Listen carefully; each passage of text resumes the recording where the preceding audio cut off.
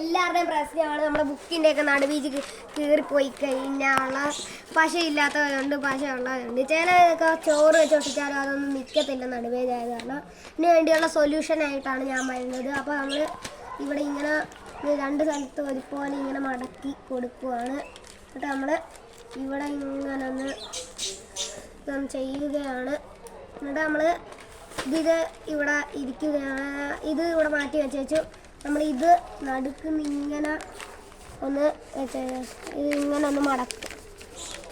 എന്നിട്ട് ഇങ്ങനെ ഒന്ന് മടക്കി ശേഷം നമ്മൾ ഈ നടുക്കുന്ന് ഇങ്ങനെ